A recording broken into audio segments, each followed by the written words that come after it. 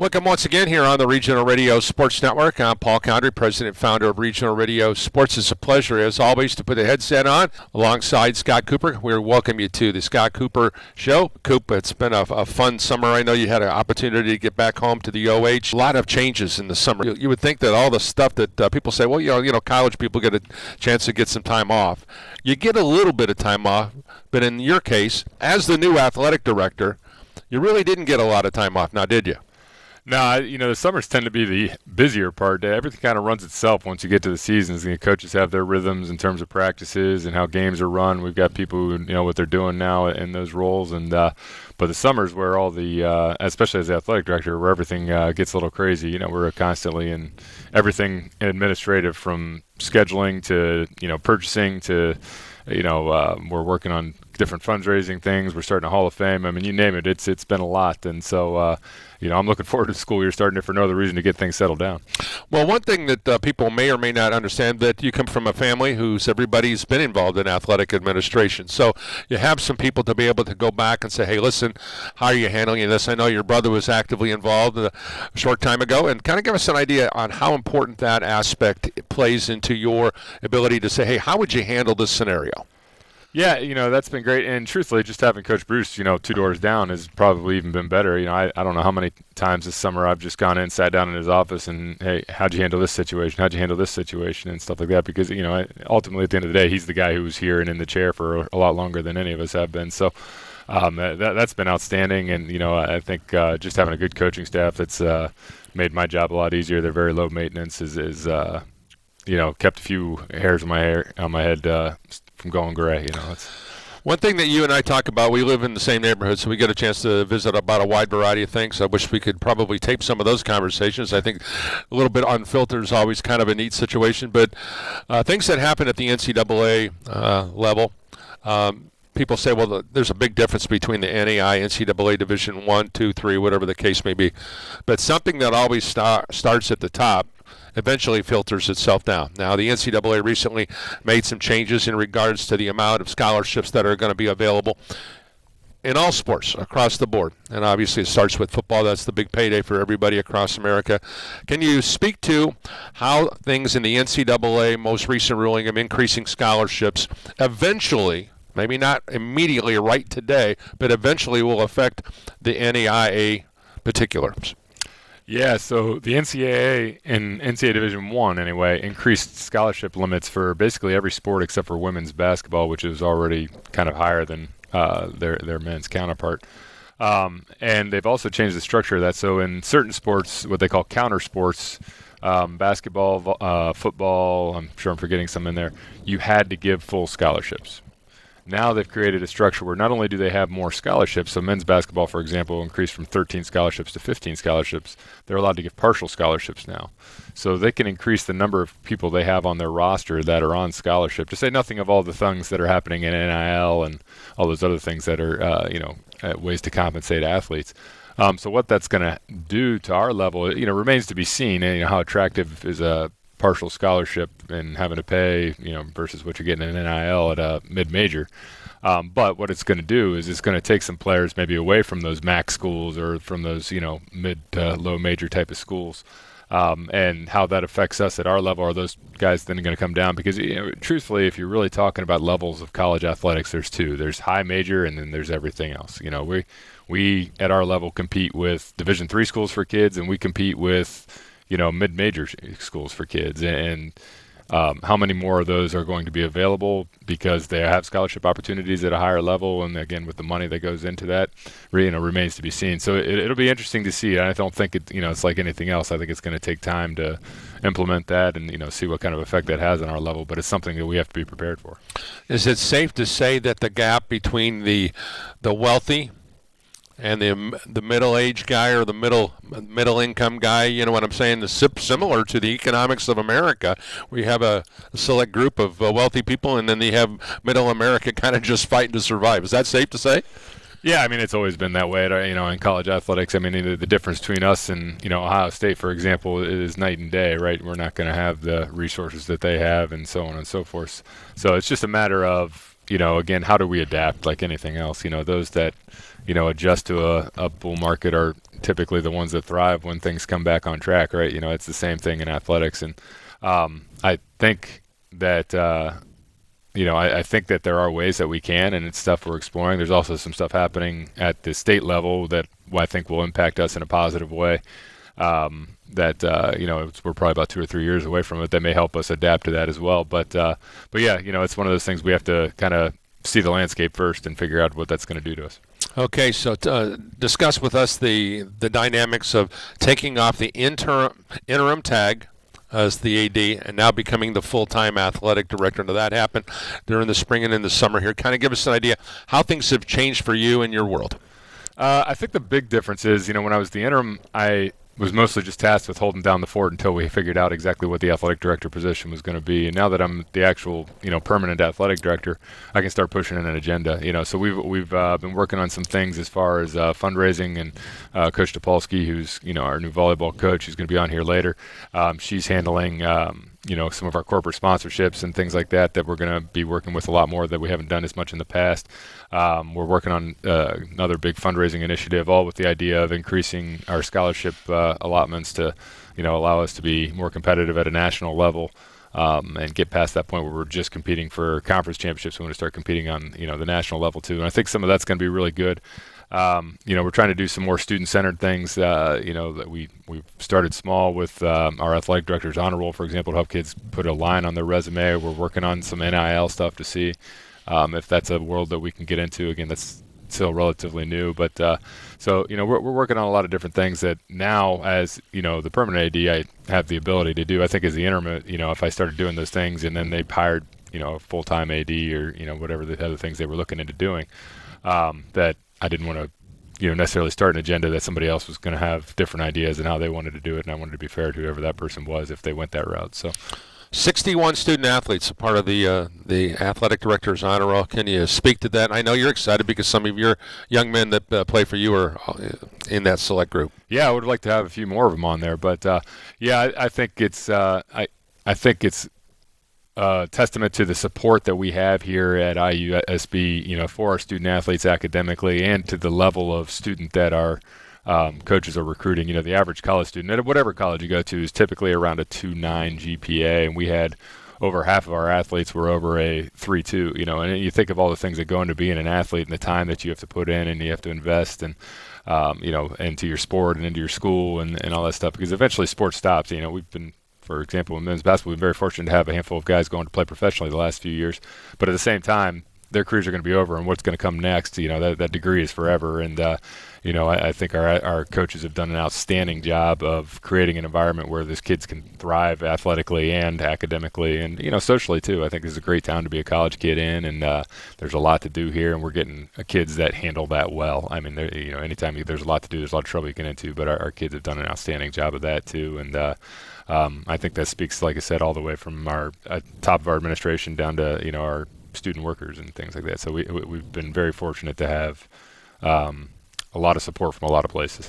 I know the IU brand is synonymous, but everybody has their own identity. I don't know if there's been a lot of changes in the IU infrastructure with all the different quote-unquote extensions that you have, or campuses, or regional campuses, however they want to call that. Give us an idea if there are any changes, or if there are. I know that IU Columbus is something that's kind of a new thing for us here in the Hoosier State. Give us an idea if there's a lot of significant changes in the IU infrastructure. Not a lot. IU Columbus obviously the biggest one, and they're a little bit different brand in that they're, we're all governed by Indiana University directly, by up to President Witten, whereas they actually answer to now IU Indianapolis. So there's a step between them and the top of the chain that doesn't exist for the rest of us. But I think that's I believe something with that is in the works that's kind of changing that. And it's part of the reason they're adding athletics. And Zach McClellan, their athletic director, has done a nice job building that thing up quickly. And I think it'll still be a couple years like anything when you're starting out. But I think I've seen some of the facility things that they're working on and I think it's going to be a good place. And again, anytime you've got the IU name behind you, you've got something to start with. Before we take our first time out, I just want to discuss the dynamics of the Chicagoland Collegiate Athletic Conference. Every time we turn around, especially in the NCAA, somebody's moving from point A to point B. Who would ever thought that when you and I were growing up, that the Big Ten Conference would be going literally from coast to coast? But that is the reality of it is. Let's talk about the CCAC. The moves and the changes may be significant, but certainly not like we've seen in the Big Ten. No, but money moves mountains. It doesn't matter what level you're at, that's for sure. And, I think Viterbo, in their case, the travel that they had coming from the North Star Conference, Viterbo University joining our conference, has cut down on their travel costs significantly, even though they're, geographically quite a bit of an outlier.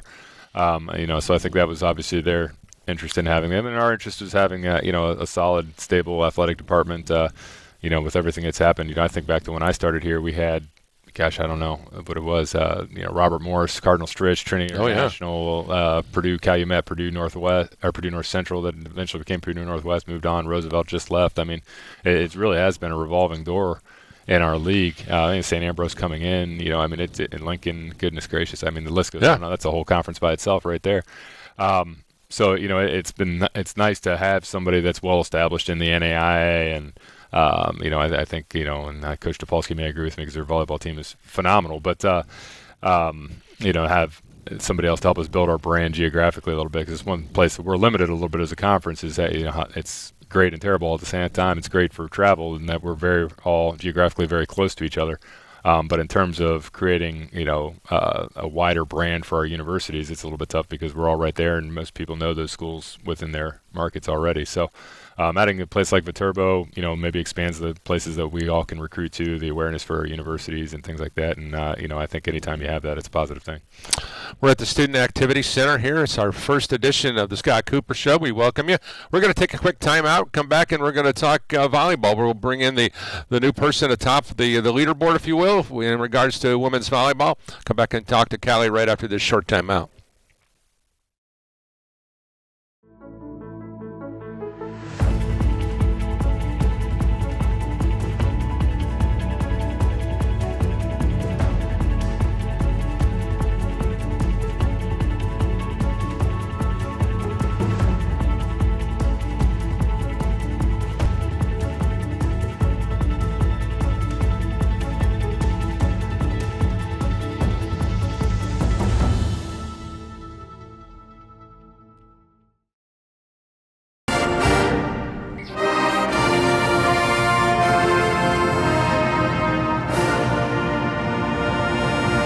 Back here to the Scott Cooper Show. We welcome you to the 24-25 school year. I'm Paul Condry, Regional Radio Sports Network, alongside Scott Cooper. And we've got a very special guest joining us here today. Coop? Yeah, we've got our new volleyball coach, Cali Topolski. Cali comes to us having been an assistant at IU East the last couple of years and helped them get to the national tournament this past season and year before, or was it just that year? Just last year. Just last year. Okay, I didn't want to mess that up, so apologies to Coach McConaughey if I did.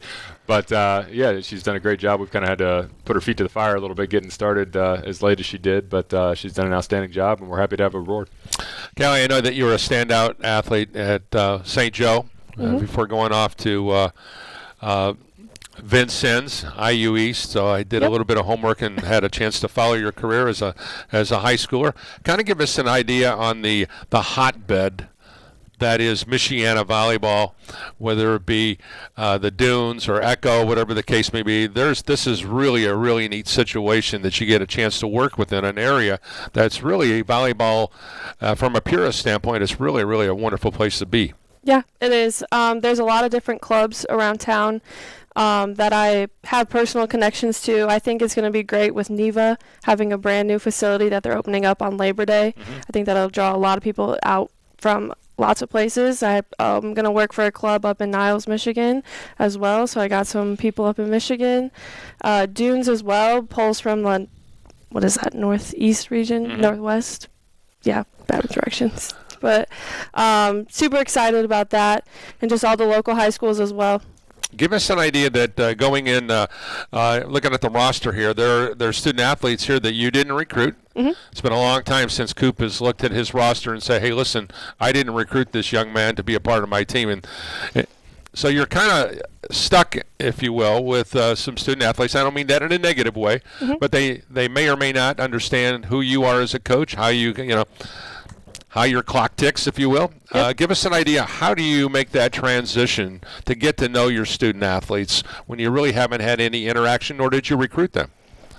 Well, I've been really grateful for this summer. A lot of them have been in and out of the gym practicing, so they've learned a lot. I'm just trying to understand, get to know them on a more personal level, try to understand how they're going to work in practice. Same thing with me.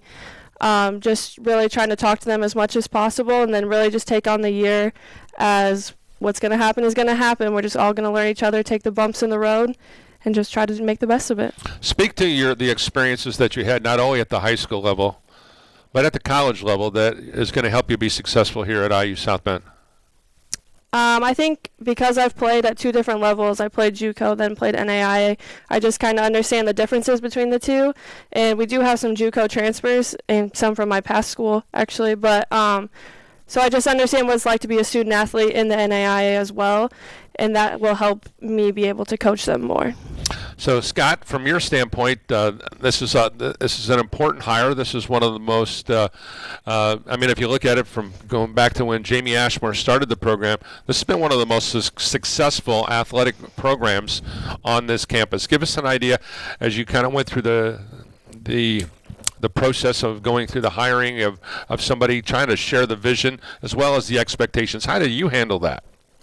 Well, I say, we're with you, win or tie. So, no, I think with us, we got to come in with the understanding that we've had, the coaching turnover when Jamie left late there. Sure. And, Adam, her husband, took over in the interim, and then, that kind of happened quickly, very quickly. So we lost a recruiting class there, and then we lost a recruiting class with this transition, obviously, with Al.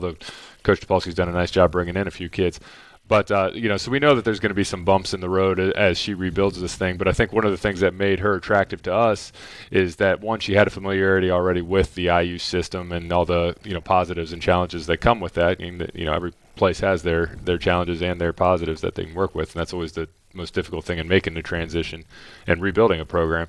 But also, her familiarity with the area, being from South Bend, was a positive for us. We didn't really, know that coming into the process, other than to see she had a 5.74 number on her resume there. But, that obviously helps her in making that transition too, because she was actually here. I didn't realize she was living in town at that time. We kind of laughed, so can you be in here at on Thursday morning at 8 or whatever it was, like, oh yeah, by the way, I live, right out in New Carlisle or whatever it was. So, so that's helped us hit the ground running a little bit faster too. So I think that, that rebuild will take far less time just because of little things like that, in her familiarity, again, with the system and with the area. And I think the resources are all in place. And as I said, we're working on some things to even improve on those that we have already for them to be competitive and get back up and competing at the top of the conference. When you, as the AD and the person who's making the hire, when you look at resumes, you can look at, where they've coached, what they've done.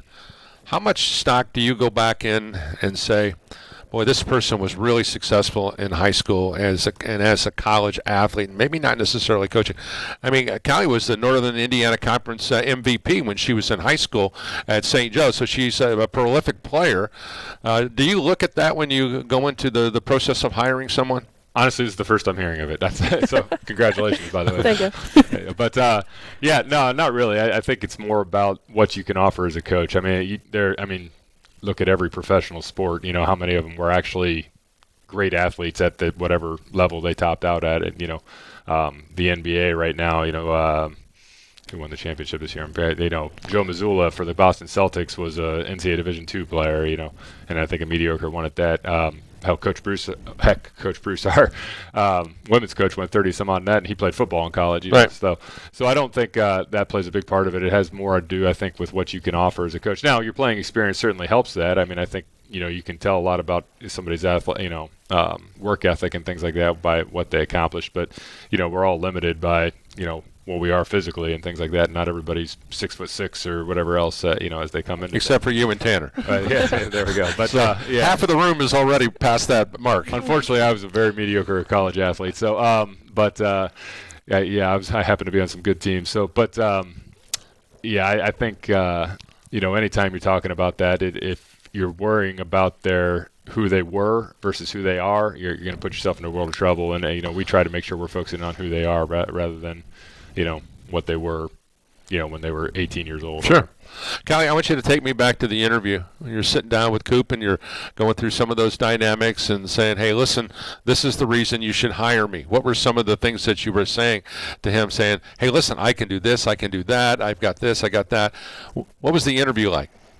Well, first, the interview just felt pretty simple. Like when I got here, I pretty much felt at home, which was nice because other interviews I did not have that. So I knew it was going to be a place I wanted to be.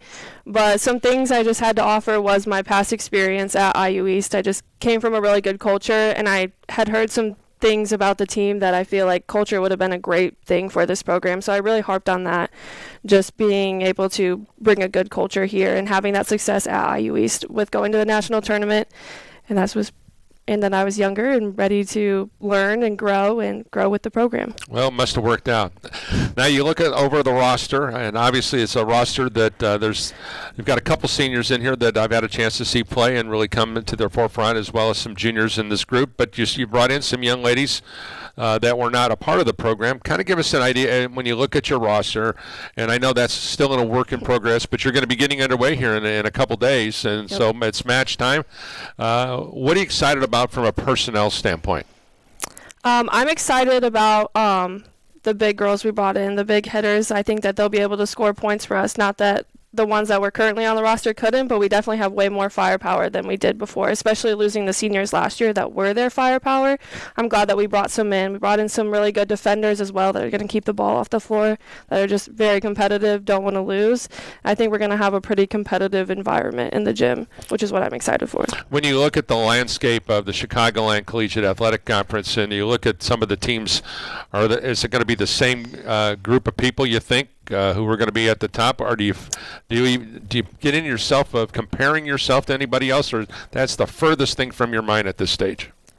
Really not the furthest thing, but it is on my mind. With Viterbo coming in, they're definitely going to take over the conference. I still think St. Ambrose is going to be pretty good this year. They didn't really lose too much, and then Judson as well. But then I think we can be pretty comparable to Judson. When you look at the landscape of recruiting, do you say to yourself, in talking with Coop over the years, he says, I'd really like to bring in another point guard. I'd really like to get another big guy. I'd like to get another wing or something. Mm-hmm. He kind of has an idea on how he wants to go into the recruiting process and how he sees his classes kind of stacking out. Now, do you go into this and say, listen, I get so-and-so on the roster is going to be my setter. I'm going to get my outside hitter, my right side. How do you look at it moving forward in regards to recruiting? But are you going to just bring in the best athlete, or how are you going to go? At this point, yes, I'm going to bring in the best athlete, and then as the years goes on, I'll be way more picky with who I bring in and who's going to be a better fit in that position than somebody else. Coop, I think honestly, and you and I have talked about this a lot, chemistry is the underlying thing, and if we can go back to the days when you brought in that really core, amazing group from Indianapolis, those 4 or 5 boys, and it changed really the culture of the basketball program here. And then that chemistry, then I got to go back to thinking about how important Dylan Allen was for your team back in those days and how he really kind of set the tone, not only from a work ethic standpoint, but just the way he just kind of kept everybody. He was the glue that kind of gets you. But that has kind of kept going and going and going a bit. But 1 or 2 guys can make a difference and can set the tone forever, really. Yeah, and it works both directions. You can get guys that elevate you, and you can get, athletes, I should say guys, because obviously in her case we're talking about different, but you can get athletes who tear it down too. So you really have to be cognizant of that. And truthfully, I think, from my own experience, that's one of the things I messed up early on in my career, is not paying attention to that. And, we got things going pretty early that to the point where, I kind of think, oh, okay, we're just doing things the right way, until finally it didn't. And then you kind of had to look within and, all right, what was working that made us or get to that point? And that was the very first thing that stands out, is the level of character of the person you bring in and the level of teammate that they are. And sometimes those two things sound like they should be the same thing. They aren't. You can have really high character people who aren't great teammates. Those people are probably better suited for individual sports. But I think you really have to pay attention to those type of things, because ultimately the difference in talent between the top and the bottom is typically not as much as people realize. It has to do more with that than it does anything else. And, that's always the challenge for a new coach coming in, especially, again, like I said, when we lost a couple of classes in there is, all right, this, or we had a couple of coaching changes is, all right, this person was brought in by this person for this reason, and this person was brought in by this person for this reason. And, so she's got to kind of filter through that. And obviously those are still her players, too. So I think, as you go, that's always the biggest thing is how do you blend that thing, because you're recruiting kids that complement your own personality, and when you have different personalities at the top, what complements your personality is going to be different. So you have a roster that kind of is mishmashed that way, and I think she's got some good kids, and she's done a great job of bringing in kids that are going to do all right with that. But it doesn't matter. Whenever you have a change, there's always some sort of friction that you have to kind of work your way through. Kelly, if I have a high school student athlete as my daughter, or in my case it would be a granddaughter, it would be a situation if you're coming in and sitting across the dinner table from me and my son or my daughter's child, whatever the case may be, and you're going to be pitching Indiana University South Bend as a volleyball place to go and play. I want you to give me that pitch. What's the pitch for you? The pitch is it's South Bend. It's a great city to be in. Lots to do. It's an IU degree. We have a really small roster size. We don't have to compete with like Crossroads that have 30, 40 girls on the roster, so you'll most likely get playing time. We're a great coaching staff. We're fun to play for. We really care about our athletes more than an athlete. We care for them outside in the world too. We want to see them go on. That's some big things. We have great girls already. Well, I'm going to wish you best of luck. Looking forward to hanging out with you here at the Student Activity Center. Appreciate you being here today. Thank you. Coop, all right. We're going to finish up our first program here today. Give us a sneak preview of some coming attractions here on the IU campus and some things you're excited about. Obviously, I know your eye is especially keen on the men's basketball program. I know that you got a new hire coming in regards to softball. That's on the horizon for you, but give me a flyover. What's going on in the future? And I know you got the Hall of Fame thing, which we got to talk about that in closing. Yeah, and that's a great place to start. Cali's been a part of that too, and we've got a lot of people involved with that. We're looking forward to it. We're inducting 4 new members. We've got Mary Wisniewski, who's a very successful women's basketball coach here. We've got 5 national tournaments. We've got Jerry Jones, who was up until 5 years ago was the winningest coach in men's basketball history, and we've got Tim Williams, who was the first first male All-American. Obviously, men's basketball was the only sport we had at that time, but first men's basketball All-American in school history, and Amy Berger, who did the same for the women's program, and we're excited about it. I think it's going to be good for us. I think it's going to help us kind of build some history and some, appreciation for what came before us there, which is something that I think has been lacking a little bit here in the past, in part because of how young we are as a department. Sure. And then, like I said, with our new hires, I think we're going to have a new softball coach here soon. We just hired Cali. And then we've got some good returning pieces. I think you're going to see, our baseball and soccer teams are going to be taking a step forward this year. And, hopefully our women's basketball team, they obviously lost, an outstanding class, but I think they've got enough there to sustain. And, hopefully the men's basketball team doesn't mess it up. So we'll do our best. Once again, don't forget you can watch Titans Athletics all season long right here on Regional Radio Sports. We have soccer. Tanner Camp will be carrying the boatload of coverage there. I'll be handling the volleyball beat this fall again. And, of course, we'll all jump in along with J.P. Jobert, Coach Ron Heklinski, Coach Mark Gardner. We'll all be part of men's and women's basketball throughout the course of the seasons. For all of us at Regional Radio Sports, special thanks to Andrew Kirksey and Tanner Camp for the great work here today. That's going to do a wrap-up here today for the Scott Cooper Show. Thanks for joining us here on the Regional Radio Sports Network.